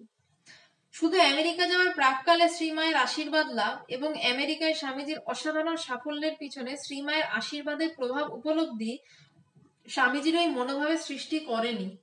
তাদের সকলের জীবনে তথা রামকৃষ্ণ সংঘের জীবনে এক বিরাট সংকট মুহূর্তে স্বামীজি এবং তার গুরু ভ্রাতারা শ্রী মায়ের কাছে যে প্রাণপ্রদ অনুপ্রেরণা, উৎসাহ এবং সহানুভূতি লাভ করেছিলেন তা স্বামীজির হৃদয়ের সবচেয়ে কোমল স্থানটিকে স্পর্শ করেছিল। সেই মর্মস্পর্শী কাহিনীর উল্লেখ করে স্বামীজি 1900 খ্রিস্টাব্দে ক্যালিফোর্নিয়ার প্যাসাডেনা শেক্সপিয়ার ক্লাবে আমার জীবন ও ব্রত বক্তৃতায় বলেছিলেন, একদিন আমাদের গুরুদেবের দেহান্তের দুঃখময় দিন এসে উপস্থিত হলো। আমাদের বন্ধু বান্ধব বিশেষ কেউ ছিল না। কয়েকটি অদ্ভুত ধারণা পোষণকারী অর্বাচীন তরুণের কথা কেই বা শুনবে। স্বামী পূর্ণাত্মানন্দজি এবার উত্তরটা খোঁজার চেষ্টা করছেন যে স্বামীজির এই গোড়ামোর কারণটা কি। তো তিনি বলছেন যে স্বামীজির আমেরিকা যাওয়ার প্রাক্কালে মায়ের আশীর্বাদ লাভ এবং আমেরিকায় যে অদ্ভুত সাফল্য মা পেয়েছিলেন, শুধু এটাই কারণ নয়। আমরা একটা ঘটনা ঘটেছিল বলেনি, স্বামীজি যখন আমেরিকা যাবেন, মানে এটাও একটা অদ্ভুত ঘটনা। স্বামীজি, আমরা সবাই জানি যে স্বামীজি ভাবছেন আমেরিকা যাবেন, কিন্তু ওই দিকের কোনো নির্দেশ আসছে না তার কাছে। স্বামীজি অপেক্ষা করছেন এবং তিনি একটা সময় দেখলেন যে ধ্যানস্থ অবস্থায় সমুদ্রের ওপার থেকে ঠাকুর হেঁটে যাচ্ছেন সমুদ্রের ওপর এবং তাকে ইশারা করে ডাকছেন। স্বামীজি কিন্তু নির্দেশ পেয়ে গেলেন যে আমাকে আমেরিকা যেতে হবে। কিন্তু তারপরেও স্বামীজি মাকে চিঠি লিখলেন, সারদা মাকে চিঠি লিখলেন বাংলায়। স্বামীজি যতদূর সম্ভব তখন ম্যাড্রাসে ছিলেন, দক্ষিণে ছিলেন। স্বামীজি মাকে চিঠি লিখলেন এবং মায়ের থেকে চাইলেন যে আমি কি যাব। যেই স্বামীজি কারুর কথা ধার ধারেন না, কারুর কথা শোনেন না, যে নিজে যা বলেন তাই করেন, সেই স্বামীজি ঠাকুরকে ওভাবে দেখার পরও, দর্শনের পরও মায়ের কাছে চিঠি লিখছেন যে আমি কি যাব। মা যখন অ্যাকসেপ্ট করলেন যে হ্যাঁ তুমি যাও বাবা, তখন স্বামীজি বললেন হ্যাঁ এবার আমি অনুমতি পেয়েছি, এবার আমি যাব। স্বামীজির কাছে কিন্তু ঠাকুরের শুধু তার গুরুর অনুমতি পেলেন, মানে এক প্রকার বলা যায় ব্রহ্ম এবং শক্তি দুইয়ের অনুমতি নিয়ে কিন্তু ঠাকুর সেই এই স্বামীজি সেই আমেরিকায় গিয়েছিলেন এবং সেখানে এই মানে পুরো ফাটিয়ে দিয়েছিলেন সবকিছু, পুরো তছনছ করে দিয়েছিলেন। আমেরিকার সমস্ত আধ্যাত্মিক মতবাদ টতবাদ সব ভেঙে পুরো জয়ধ্বজা উড়িয়ে দিয়েছিলেন। কিন্তু শুধু এটাই কারণ ছিল না, মাও কিন্তু ছেলেগুলোকে প্রচন্ড ভালোবাসতেন। যখন এই ছেলেগুলো রাস্তায় রাস্তায় ঘুরে ঘুরে বেড়াচ্ছে, তখন মা একদিন ঠাকুরের কাছে খুব কেঁদেছিলেন, বলেছিলেন যে অন্য একদিন মানে একজনের মঠ দেখে ঠাকুরের কাছে কেঁদে বলেছিলেন যে ছেলেগুলোর একটু মাথা গোঁজার ঠাই করে দাও ঠাকুর, তারপরে কিন্তু বেলুন মঠ বা বিভিন্ন কিছু হয়। মা কিন্তু ছেলেগুলোকে খুব ভালোবাসতেন, ঠাকুরের যারা পার্শ্বদ। আর স্বামীজিও সেভাবে ভালোবাসতেন মাকে। কিন্তু বলছেন যে কেন যে ভালোবাসতেন, সব থেকে কোমল স্থান ছিল স্বামীজির হৃদয়ে মায়ের জায়গা। তো সেই ঘটনা উল্লেখ করেছেন বক্তৃতায়। স্বামীজি বলছেন, একদিন আমার গুরুদেবের দেহান্তের দুঃখময় দিন এসে উপস্থিত হলো, মানে ঠাকুরের দেহত্যাগের দুঃখের দিন এসে উপস্থিত হলো। আমাদের বন্ধু বান্ধব বিশেষ কেউ ছিল না। ন্যাচারাল কেই বা বন্ধু থাকে, কতগুলো ছেলে যারা পড়াশোনায় ভালো ছিল, যাদের উজ্জ্বল ভবিষ্যৎ ছিল, তথাকথিত ভাবে উজ্জ্বল ভবিষ্যৎ ছিল, তারা সবকিছু ছেড়ে দিয়ে খালি বলছে আমাদের ঈশ্বর লাভ করতে হবে, আমরা ঈশ্বর লাভ করেছি এবং সেটা নিয়েই থাকবো, আমরা বাড়ি যাব না, কিছু করব না। আমরা এই কথাই মানুষকে বলবে, আমরা বাড়ি আর ফিরবো না। তাদের পাশে আর কেই বা থাকে। স্বামীজিও বলছেন, কয়েকটি অদ্ভুত ধারণা পোষণকারী অর্বাচীন তরুণের কথা কেই বা শুনবে। অদ্ভুত ধারণা পোষণকারী অর্বাচীন তরুণ, স্বামীজি সার্কাস্টিক্যালি বলছেন কথাটা। অদ্ভুত ধারণা কেন? কারণ তার সবাই বলছে টাকা ইনকাম করো, এই কয়েকটা ছেলে বলছে আমাদের টাকা পয়সা কিচ্ছু চাই না, আমাদের ঈশ্বরকে চাই। বলছে অন্তত ভারতবর্ষের তরুণদের কেউ রাজ্যের মধ্যেই আনে না, মাত্র 12 জন বালক লোকের কাছে বড় বড় আদর্শের কথা বলছে, বলছে যে তারা সেই আদর্শ জীবনে পরিণত করতে দৃঢ় সংকল্প। সে কথা শুনে সকলেই উপহাস করত, যে মাত্র 12টা কম বয়সী ছেলে, তারা এসে লোকের কাছে বড় বড় আদর্শের কথা বলছে। কি বলছে না, ঈশ্বরলাভী জীবনের একমাত্র উদ্দেশ্য, আমাদের গুরুদেব বলেছিলেন। বলছে তাদের কথা কেউই শোনে না, এমনি ভারতবর্ষে অল্প বয়সীদের কথা খুব একটা কেউ শোনে না, এবং কিন্তু তাদের কথা যে লোকে শুনছে না তাতেও তাদের কোনো অসুবিধা নেই। তারা খেতে পারছে না, কাশীপুর উদ্যানবাটিতে 12টা ছেলে পড়ে রয়েছে, পরনের জামা নেই, দেওয়ালে একটা কাপড় টাঙানো থাকতো, বাইরে গেলে যখন যে বাইরে যেত ওই কাপড়টা গায়ে দিয়ে চলে যেত। মানে রোজ খাওয়া জোটে কি জোটে না তার কোনো ঠিক নেই। কোনো ক্রমে যদি একটু ভিক্ষা জুটলো তো জুটলো, নয়তো ওই পাশের বাগান থেকে এই পাতা কেটে এনে, কচু পাতা কেটে এনে তাতে আবার তেলা কচু পাতা সেদ্ধ করে খাওয়া হতো নুন দিয়ে, কখনো আবার নুনও জুটতো না।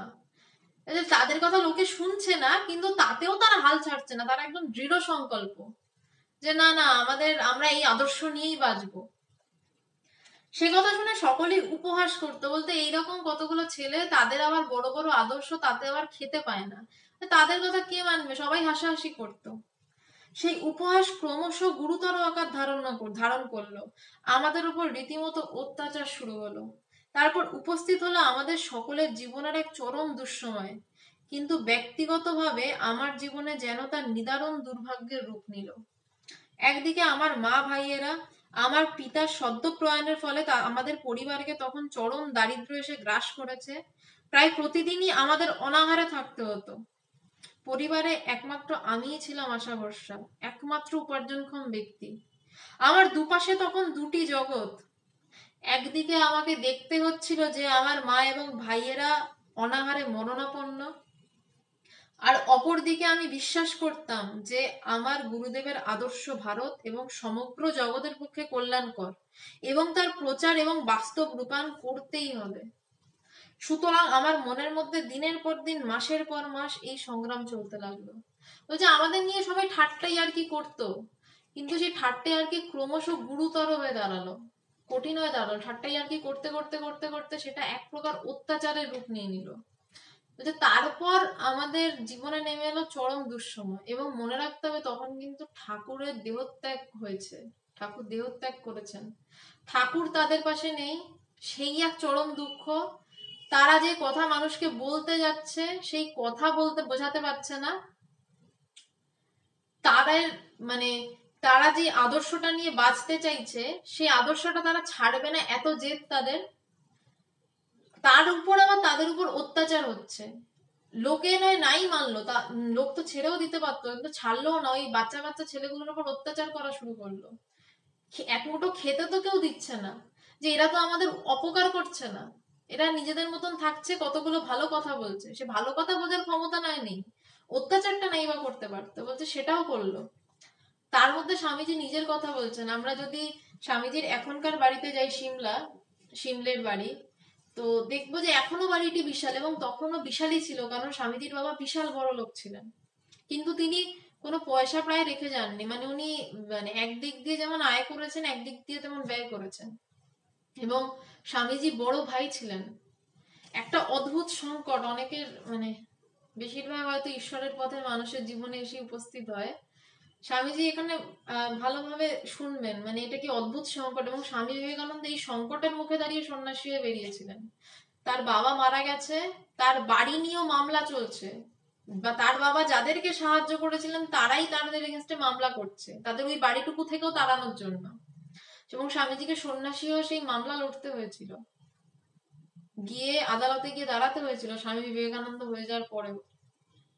এবং একদিকে তার মা, একা বিধবা মা, তার সাথে কতগুলো ছোট ছোট ভাই বোন, এবং যাদের একমাত্র ভরসার জায়গা নরেন্দ্রনাথ, নরেন, তারা নরেনের মুখের দিকে তাকিয়ে বসে রয়েছে যে এ আমাদেরকে চাকরি বাকরি করে খাওয়াবে, এই পড়ে যাওয়া সংসারকে টেনে তুলবে। আর নরেন্দ্রনাথের এদিকটা তো একটা যন্ত্রণা বটেই, তার সে তো আর পাথর নয়, তার তো যন্ত্রণা হয়। তার এদিকে একটা দিক, আর একদিক সে তাকিয়ে দেখছে যে তার গুরুদেব ঠাকুর যে কথা বলে গেছেন, সেই কথা বলতে তাকে জগতে বেরোতেই হবে, নইলে জগতের উপকারের জন্য ঠাকুর যে এসে এত কষ্ট করলেন, ঠাকুরের এই কষ্ট বৃথা হয়ে যাবে। স্বামীজি বলছেন এই দুয়ের মাঝে আমি দাঁড়িয়ে রয়েছি। আমি আবারও লাস্ট জায়গাটা পড়ছি, যে আমার মা এবং ভাইয়েরা অনাহারে মরণাপন্ন, আর অপরদিকে আমি বিশ্বাস করতাম যে আমার গুরুদেবের আদর্শ ভারত এবং সমগ্র জগতের পক্ষে কল্যাণকর এবং তার প্রচার এবং বাস্তব রূপায়ণ করতেই হবে। স্বামীজি কি বলতে পারতেন না যে আরো তো 12টা ছেলের মধ্যে আমি নয় সরে আসি, আমি বাড়িতে ঢুকে মা বাবাকে মাকে সামলাই, ভাই বোনদের একটু খাইয়ে দাইয়ে মানুষ করে দিই, আরো 11 জন তো আছে, ওরা এগিয়ে যায়। কিন্তু স্বামীজি টের পেতেন যে ঠাকুর তাকেই দায়িত্ব দিয়েছেন, আর ঠাকুরও পারেন, ঠাকুর বেছে বেছে এই ছেলেটাকেই দায়িত্ব দিল। কারণ ঠাকুর জানেন যে লোহাকে যত বেশি পোড়ানো হয় ততই লোহা শক্ত হয়, তখন সোনা হয়ে যায়। ঠাকুর এই তার অতি আদরের ছেলে, সব থেকে প্রিয় ছেলে নরেন্দ্রনাথ, তাকে কি ঠাকুর এই সমস্ত ঝামেলা থেকে আগলে রাখতে পারতেন না? আমরা তো একটু কাটা ফুটলেই বলি ঠাকুর এত কষ্ট কেন, এত দুঃখ কেন। আর ঠাকুরের সব থেকে কাছের ছেলে, প্রিয় ছেলে নরেন্দ্রনাথ, তার জীবনে পুরো রোলার চালিয়ে দিয়েছেন ঠাকুর। একই অবস্থায় আমরা দেখছি যে বাবা মারা গেছে, যেই বাবা সবাইকে সাহায্য করত, তাদের মুখে খাবার অন্নটুকু নেই।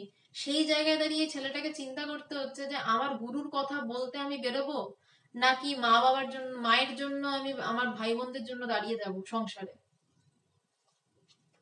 সে কি হৃদয় যন্ত্রণা, সেই যন্ত্রণার তীব্রতা ছিল অসহনীয়। যারাই হালতে পড়েছে তারা টের পায় যে একদিকে বিরাট আদর্শ, সে যদি না বেরোয় রামকৃষ্ণ দেবের সাথে পুরো বেইমানি করা হবে। কারণ ঠাকুর একদম লিখে দিয়েছিলেন নরেন লোক শিক্ষে দিবে, ঘরে বাহিরে হাঁক দিবে, তার উপরেই দায়িত্ব। কিন্তু তার আবার এদিকে সংসারের এই দায়িত্ব, বলছে সে কি হৃদয় যন্ত্রণা, সেই যন্ত্রণার তীব্রতা ছিল অসহনীয়। সেদিন আমাকে সহানুভূতি দেখানোর কেউ ছিল না, শুধু একজন ছাড়া। কেবল সেই একজনের সহানুভূতি আশীর্বাদ ও আশা বহন করে আনে। তিনি একজন নারী, তিনি আমার গুরুদেবের সহধর্মিনী, কিন্তু তিনি ছিলেন নিঃসহায়, আমাদের চেয়েও তিনি ছিলেন দরিদ্র। কিন্তু সেই সময় কেউ যখন কোথাও সহানুভূতি দেখাচ্ছে না, আমার স্বামীজি কার কাছে এই কথা বলতে যাবেন? বলছেন যে তখন একজন ছিলেন, তিনি আমার গুরুদেবের সহধর্মিনী, তিনি আমাকে সাহায্য জুগিয়েছিলেন, আশা জুগিয়েছিলেন। এবং এই পরিস্থিতিতে দাঁড়িয়ে কিন্তু স্বামী বিবেকানন্দ ওই মায়া ত্যাগ করে ঘর ছেড়ে বেরিয়ে এসেছিলেন। এবং বলতে পারি একটা কথা, যেটা শুনতে হয়তো কর্কশ লাগবে, স্বামীজির এই বেরিয়ে আসার জন্য কি স্বামীজির মা, তার ছোট ছোট কোনো ভাই বোন, তারা কয়েকজন ভাই বোন পরে মারা গেছেন সেটা আলাদা, কিন্তু এই বেরিয়ে আসার জন্য কি কেউ না খেতে পেয়ে মারা গেলেন? খবর আছে কি এমন কোনো, যে বড় ভাই সংসার ত্যাগ করে ঈশ্বরের পথে চলে গেল, তাই জন্য মা এবং ভাই বোনরা অথই জলে পড়লেন, পড়ে না খেতে পেয়ে মারা গেলেন? নয় তো। তার মানে এটা প্রমাণিত হয় যে ঈশ্বরের পথে কেউ বেরিয়ে গেলে কখনোই তার পরিবারের এত বড় অনিষ্ট হয় না। বলে বটে সবাই হাত পা ছোড়াছুড়ি করে, কান্নাকাটি করে, কিন্তু কেউ মারা যায় না। কষ্ট পেতে পারে, মারা যায় না, কারণ তখন সেই পরিবারের দায়িত্ব ঈশ্বর স্বয়ং গ্রহণ করেন। কিন্তু আবার একটা কথা বলছি, আমাদের সামান্য কষ্ট হলে আমরা চেঁচামেচি করি, হাত পা ছুড়ে, আমাদের এত কষ্ট কেন ঠাকুর? বলে ঠাকুরের উপর হাজারটা অভিমান হয়। আর ঠাকুরের সব থেকে কোলের ছেলের কি কষ্ট, তার কিন্তু কোনো অভিযোগ নেই ঠাকুরের উপর, সে ঠাকুরের উপর রাগ করছে না, সে শুধু বলছে আমার কি যন্ত্রণা, আমি বুঝতে পারছি না আমি কোন দিকে যাব, কি করব। বাস্তবিক শ্রীমায়ের সহানুভূতি ও আশীর্বাদ যদি সে সময় না আসতো, তাহলে কয়েকটি নির্বান্ধব অসহায় তরুণের পক্ষে রামকৃষ্ণ সঙ্গের সূত্রপাত করা কখনোই সম্ভব ছিল না। অর্থ তার ছিল না ঠিকই, কিন্তু তার হৃদয় উজাড় করা ভালোবাসা এবং প্রেরণার এমনই শক্তি ছিল, তার সহানুভূতি ছিল এমনই প্রাণপ্রদ, যে পৃথিবীর ভ্রুকুটিকে উপেক্ষা করে কয়েকটি অল্প বয়স্ক তরুণ এক মহা সংগ্রামে ঝাঁপ দিয়েছিল। বলছে সারদা মায়ের কাছে কিন্তু কোনো অর্থ ছিল না, কিন্তু তিনি একা, যে একজন বিধবা মহিলা সেই যুগে, আমরা এটা 100 বছরের আগের যুগের কথা বলছি, সেই যুগে এক বিধবা মহিলা পৃথিবীর সমস্ত ভ্রুকুটিকে সমাজ ইয়ার্কি করছে, সমাজ ঠাট্টা করছে, এবং কয়েকটা বাচ্চা বাচ্চা ছেলে বড় বড় আদর্শের কথা বলে যাচ্ছে, সমস্ত কিছুকে উপেক্ষা করে মা একা তাদের পাশে দাঁড়িয়ে গেলেন যে না তোমরা ঠিক করছো। এবং মা ঠাকুরের কাছে কেঁদে কেঁদে প্রার্থনা করলেন যে এই ছেলেগুলোর জন্য একটু মাথা গোঁজার জায়গা করে দাও। এবং মায়ের সেই প্রার্থনার ফল কিন্তু রামকৃষ্ণ সঙ্গ। বলছে অর্থদার ছিল না ঠিকই, কিন্তু তার হৃদয়ে উজাড় করা ভালোবাসা এবং প্রেরণার এমন শক্তি ছিল। মা কিন্তু ভয়ঙ্কর প্রেরণাদাত্রী ছিলেন সমস্ত শিষ্যের কাছে, মানে মায়ের শিষ্যের কাছে তো বটে, এবং ঠাকুরের সব ছেলেদের কাছে মা প্রেরণা দিতেন ভয়ঙ্কর ছেলেদের, যাতে তারা সরে না যায় ঈশ্বরের পথ থেকে। তার সহানুভূতি ছিল এমনই প্রাণপ্রদ যে পৃথিবীর ভ্রুকুটিকে উপেক্ষা করে কয়েকটি অল্প বয়স্ক তরুণ এক মহাসংগ্রামে ঝাঁপ দিয়েছিল। মাও যদি পাশ থেকে, যদি কখনই এটা হতে পারতো না, তাই যদি বলছি, মা সরে দাঁড়ালে কিন্তু ছেলেগুলো আর কিছু পারতো না, কিন্তু মা সবসময় পাশে দাঁড়িয়েছিলেন। মা কিন্তু সমাজের চাপে সরে যাননি না কখনোই তাদের পাশ থেকে। আচ্ছা, একজন জিজ্ঞাসা করলেন বইটির নাম শতরূপে সারদা, পোস্টের উপরেই লেখা রয়েছে। যার ফলে অল্প দিনের মধ্যেই জন্মলাভ করেছিল এক অভিনব আন্দোলন, সমগ্র পৃথিবীর ভবিষ্যৎ স্থায়িত্বের জন্য একটি বিরাট ভূমিকা গ্রহণ করতে যা ছিল দৈব নির্দিষ্ট, যার নায়ক ছিলেন স্বামী বিবেকানন্দ। শ্রী মায়ের সঙ্গে স্বামীজির পূর্ব উল্লেখিত সাক্ষাতের সময় গোলাপ মা অনুচ্চ স্বরে উচ্চারিত শ্রীমায়ের নিম্নোক্ত কথাগুলি স্বামীজিকে শুনিয়ে বলেছিলেন। শ্রী মায়ের সঙ্গে স্বামীজির এক সাক্ষাৎকারের সময় গোলাপ মা মায়ের সমস্ত কথাগুলো স্বামীজিকে বলছেন। ঠাকুর তোমার মাধ্যমে এইসব মহৎ ও বৃহৎ কাজগুলি করাচ্ছেন, তুমি তার চিহ্নিত শিষ্য ও সন্তান। স্বামীজি সে কথা শুনে গভীর আবেগের সঙ্গে বলেছিলেন, মা আমি তারই বাণী প্রচার করতে চাই এবং সেজন্য যত সত্তর সম্ভব একটি স্থায়ী সংঘ স্থাপন করতে চাই, কিন্তু আমার দুঃখ হচ্ছে এই জন্য যত দ্রুত আমি করতে চাই তা পেরে উঠছি না। মা স্বামীজিকে বলছেন যে ঠাকুর তোমার মাধ্যমে এসব মহৎ এবং বৃহৎ কাজগুলো করাচ্ছেন, এবং তখন স্বামীজি অলরেডি বিদেশে প্রতিষ্ঠিত এবং দেশেও প্রতিষ্ঠিত, এবং মা তাকে বলছেন তুমি তার চিহ্নিত শিষ্য এবং সন্তান। এই চিহ্নিত শিষ্য সন্তান তো পরে বলছেন, আমেরিকা যাওয়ার আগেও মা কিন্তু এইভাবেই স্বামীজির পাশে দাঁড়িয়েছিলেন যে তুমি যাও আমেরিকাতে, ওখানে গিয়ে বলো ঠাকুরের কথা। স্বামীজি সে কথা শুনে বলছেন আমি তারই বাণী প্রচার করতে চাই। এখানেও আবার স্বামীজি কিন্তু কোনোদিন নিজের বাণী প্রচার করতে চাননি, কোনোদিন কোনো মুহূর্তে নয়। প্রত্যেক মুহূর্তে তিনি নিজেকে সামনে রেখেছেন বটে, কারণ মানুষ ঠাকুরকে নিতে পারবে না, অবতার পুরুষকে সবাই ধারণ করতে পারে না, ক্ষমতা নেই, কিন্তু স্বামীজিকে নিতে পারবে। এটা অল্প বয়সী ছেলে অদ্বৈত বেদান্ত বলছে। স্বামীজি নিজেকে সামনে রেখে কিন্তু ঠাকুরকেই প্রচার করেছেন।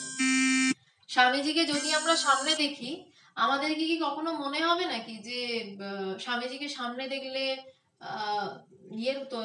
তৈলঙ্গ স্বামীর কথা বা রাম ঠাকুরের কথা মনে হবে না? আমাদের স্বামী বিবেকানন্দ বললেই মনে হবে রামকৃষ্ণদেব। স্বামীজি কিন্তু এই জায়গাটা করলেন, স্বামীজিকে দেখে এমনও মনে হতে পারতো স্বামীজিতেই শুরু, স্বামীজিতেই শেষ, কিন্তু স্বামীজি নিজেকে দেখালেন না, আসলে কিন্তু স্বামীজি ঠাকুরকে তুলে ধরেছিলেন, নিজের সামনে থেকে ঠাকুরকে অনেক বিশাল করে তুলে ধরেছিলেন। এই জন্যই তিনি স্বামীজি। স্বামীজি বলছেন মা আমি তারই বাণী প্রচার করতে চাই এবং সেজন্য যত সত্তর সম্ভব একটি স্থায়ী সংঘ স্থাপন করতে চাই। বলছে তাই জন্যই আমি একটা স্থায়ী সংঘ স্থাপন করতে চাই, কারণ সংঘ না থাকলে যে বহমানতা কথার সেটা থাকে না। যেমন রামকৃষ্ণ মঠ মিশন যদি না থাকতো আজকে, তাহলে ঠাকুরের সেই কথাগুলো এভাবে এত বছর পরে হয়তো ইজিলি আমরা বলতে পারতাম না, এভাবে আমরা পড়তেও পারতাম না। কারণ সংঘবদ্ধভাবে একটা কাজ হচ্ছে। এই শতরূপে সারদা বইটাও কিন্তু ওই সংঘেরই একটা ফল। সংঘ স্থাপনা হয়েছিল, কিছু মানুষ একসাথে এলো, তারা ঠাকুরের কথা নিয়ে বাজবে, তাদের দেখে আরো কতগুলো মানুষ এলো এবং সেখান থেকে বিভিন্ন জন বিভিন্ন কাজ করলো, তার ফলেই প্রচার এবং তার ফলেই এই বই, এবং তার ফলেই আজকে আমরা এইভাবে কথা বলছি বা আলোচনা করছি। কিন্তু স্বামীজি বলছেন আমার দুঃখ হচ্ছে এই জন্য যত দ্রুত আমি তা করতে চাই সেটা পেরে উঠছি না। শ্রীমা তখন নিজেই স্নেহকোমল কণ্ঠে আশ্বাস দিয়ে বললেন তার জন্য তুমি কোনো ভাবনা করো না, তুমি যা করেছো আর যা করবে তা চিরকাল টিকে থাকবে। এই কাজের জন্যই তোমার জন্ম, জগতের মানুষ তোমাকে লোক গুরু হিসাবে মানবে। তুমি নিশ্চিত যেন ঠাকুর তোমার আকাঙ্ক্ষা অচিরেই পূর্ণ করবেন। অল্প দিনের মধ্যেই দেখতে পাবে তোমার চিন্তা তোমার স্বপ্ন বাস্তবে রূপ নিচ্ছে। মা স্বামীজিকে আশীর্বাদ করলেন এই বলে যে তুমি যা করছো আর যা করবে তা চিরকাল টিকে থাকবে, তুমি লোকগুরু হিসাবে থাকবে। এবং দেখাও যায় বাস্তবিকে তাই, স্বামীজি লোকগুরু হিসাবেই রয়েছেন। এবং বলছেন যে তুমি নিশ্চিত যেন ঠাকুর তোমার আকাঙ্ক্ষা অচিরেই পূর্ণ করবে। মা এত নিশ্চিত ভাবে কি করে বললেন? কোনো দ্বিধাদ্বন্দ্ব নেই, কারণ ঠাকুর বরাবর বলেছেন জেনে রাখবেন ও আর আমি অভেদ। যখন মা বলছেন তার মধ্যে দিয়ে সেই স্বয়ং ঠাকুরই কথা বলছেন, বলছেন যে তুমি নিশ্চিত যেন। এখানেই বোঝা যায় ছোট্ট ছোট্ট কথায় না অবতারদের ধরতে হয়, শক্তিদের ধরতে হয়, মহামায়াকে ধরতে হয়। তিনি এত কথা বলেন না, প্রচুর কথা বলেন না, ছোট্ট কথা বললেন যে নিশ্চিত ভাবে যেন তোমার ঠাকুর তোমার আকাঙ্ক্ষা অচিরেই পূর্ণ করবেন। ঠাকুরই যদি ঠাকুর বলতেন তাহলে না ঠাকুর তো নিশ্চিত ভাবে বলতেন তোর আকাঙ্ক্ষা অচিরেই পূর্ণ হবে। মা বলছেন তুমি নিশ্চিত ভাবে যেন, তার মানে তারা অভেদ হয়ে রয়েছেন, তার মধ্যে ঠাকুরেরই বাস, আর কিছু নেই। অল্প দিনের মধ্যেই দেখবে তোমার চিন্তা তোমার স্বপ্ন বাস্তবে রূপ নিচ্ছে। সে কথা শুনে স্বামীজি ভক্তি বিনত কণ্ঠে শ্রীমাকে বললেন, আশীর্বাদ করুন মা, তাই যেন হয়। আমার পরিকল্পনা যেন সত্তর ফলপ্রসূ হয়। এবং স্বামীজি এটাকে গ্রহণ করে বললেন যে মা আশীর্বাদ করুন। মায়ের আশীর্বাদ ছাড়া কিন্তু কখনো আশ্রম হতে পারে না, কোনো আশ্রম। এবং এমনকি আমাদের ইন্টারন্যাশনাল বেদান্ত সোসাইটি যতগুলো আশ্রম হয়েছে, গুরুমার আশীর্বাদ লেগেছে শেষে গিয়ে। গুরুমা যখন আশীর্বাদ করেছে, শেষ অব্দি সন্ন্যাসীরা প্রচুর চেষ্টা করছেন আশ্রম তৈরি করার জন্য, হচ্ছে না কিছুতেই। শেষে যখন গুরুমা আশীর্বাদ করেছেন, গুরুমার কাছে গিয়ে প্রার্থনা করেছে, তারপর দেখা গেছে আশ্রম হয়েছে। আজকে ইন্টারন্যাশনাল বেদান্ত সোসাইটির অনেকগুলো আশ্রম, যেখানে প্রত্যেকটিতে অদ্বৈত বেদান্তের চর্চা হয়। বিরাটিতে রয়েছে, লেক গার্ডেন্সে রয়েছে, নিউ বারাকপুরে রয়েছে, আসামে রয়েছে, বেনারসে রয়েছে। কিন্তু প্রত্যেকটা আশ্রমের যখন শুরু হয় বা শেষের পথে যখন কিছুতেই পারা যায় না, গুরুমার কাছে প্রণাম যায় যে গুরুমা আশ্রম হচ্ছে না, তাহলে হবে। সেই মহামায়া মহাশক্তির কাছে শেষ অব্দি মাথা নামাতেই হয়। তিনি যতই নিজেকে ঢেকে রাখুন, এই স্বামী বিবেকানন্দ অব্দি সারদা মায়ের কাছে গিয়ে বলছেন যে আশীর্বাদ করুন মা, তাই যেন হয়। আমার পরিকল্পনা যেন সত্তর ফলপ্রসূ হয়। যুগে যুগে কিন্তু একই দেখতে পাচ্ছি আমি, আলাদা কিছু দেখি না, একই ঘটনা বারবার করে ঘটে। শ্রী মায়ের আশীর্বাদ সত্য হয়েছিল। শ্রী মায়ের সঙ্গে সাক্ষাতের মাসাধিককাল পরেই 1897 খ্রিস্টাব্দের 1 মে স্বামীজি আনুষ্ঠানিকভাবে রামকৃষ্ণ মিশন তথা রামকৃষ্ণ সংঘের প্রতিষ্ঠা করেছিলেন। প্রসঙ্গক্রমে উল্লেখ্য যে এই সংঘের জন্য শ্রীমা শ্রী শ্রী ঠাকুরের নিকট কাতরভাবে প্রার্থনা করেছিলেন। শ্রীমায়ের প্রেরণা, আশীর্বাদ ও শ্রীরামকৃষ্ণের কাছে তার প্রার্থনার ফলশ্রুতি শ্রীরামকৃষ্ণ সংঘ। বাস্তবিক শ্রীমা স্থূলদেহে না থাকলে শ্রীরামকৃষ্ণের ত্যাগী পার্শ্বদগণ কে কোথায় যে ছড়িয়ে পড়তেন কে জানে। বলছেন যে মায়ের আশীর্বাদ খুব তাড়াতাড়ি সত্য হয়েছিল। মায়ের সাথে এই যে স্বামীজি গিয়ে শেষ দরজা মায়ের কাছে প্রার্থনা জানালেন, এই প্রার্থনা জানানোর কয়েক মাসের মধ্যে শ্রীরামকৃষ্ণ সংঘ স্বামীজি প্রতিষ্ঠা করে ফেলতে পারলেন। এবং এটা উল্লেখ যে এই সংঘের জন্য মা কিন্তু ঠাকুরের কাছে কেঁদে কেঁদে প্রার্থনা করেছিলেন যে মা ছেলেগুলো ঘুরে বেড়াচ্ছে, ওদের মাথা গোজার একটা ঠাঁই দাও। মায়ের এই প্রার্থনার জন্যই কিন্তু শ্রীরামকৃষ্ণ সংঘ এবং সমস্ত ছেলেদের এক হওয়া। বলছে নইলে তারা কোথায় যে ছড়িয়ে যেত। সর্বত্যাগী ছেলের দল, তাদের কি লাগে, তারা ছড়িয়ে ছিটিয়ে ঈশ্বর চিন্তা করে ঠাকুরকে বুকে নিয়ে কাটিয়ে দিত। কিন্তু এইভাবে যে এত মানুষের উপকার, এত মানুষের উপর অদ্বৈত বেদান্ত নিয়ে কথা বলা, বা আমি যে সংগঠনে যাই ইন্টারন্যাশনাল বেদান্ত সোসাইটি, তাও তো মায়েরই এক ফল, মায়েরই চিন্তার এক স্বরূপ। কারণ মায়ের সেই সংঘের কারণেই তো মায়ের কাছে কৃষ্ণানন্দ মহারাজের যাওয়া, কৃষ্ণানন্দ মহারাজের থেকে সেই ব্রহ্মজ্ঞানের দ্বারা পবিত্রানন্দজি এবং আমার গুরুদেব ভগবানের মধ্যে নেমে আসা। রামকৃষ্ণ সংঘ ছাড়া কিন্তু কিচ্ছু হতো না। সংঘ একটা লাগে, সেই বিষয়টা তো আছে, কিন্তু সেই বিষয়টাকে কেন্দ্র করে সংঘ লাগে। যেমন খাবার হয়তো আছেই, খাবার রান্না করা রয়েছে, কিন্তু ওই খাবারটাকে কিন্তু আমাদের খাওয়ার জন্য চামচ, প্লেট, বাটি এসব প্রয়োজন হয়। ওই চামচ, প্লেট, বাটিটাই কিন্তু সংঘ।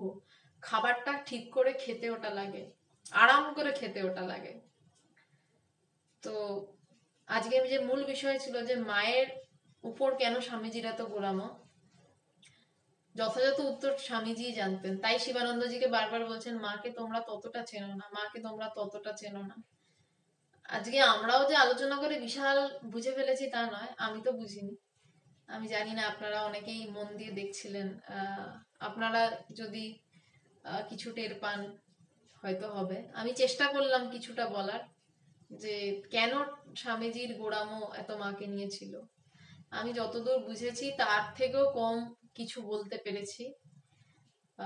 আপনাদের যদি কোনো প্রশ্ন থাকে আপনারা এবার বলতে পারেন। আমি এর আগে যদি কোনো প্রশ্ন এসে থাকে তাহলে হয়তো মিস করে যাব, কারণ প্রশ্নগুলো না দেখা যায় না। আপনাদের যদি কোনো প্রশ্ন থাকে শেষে করলে ভালো।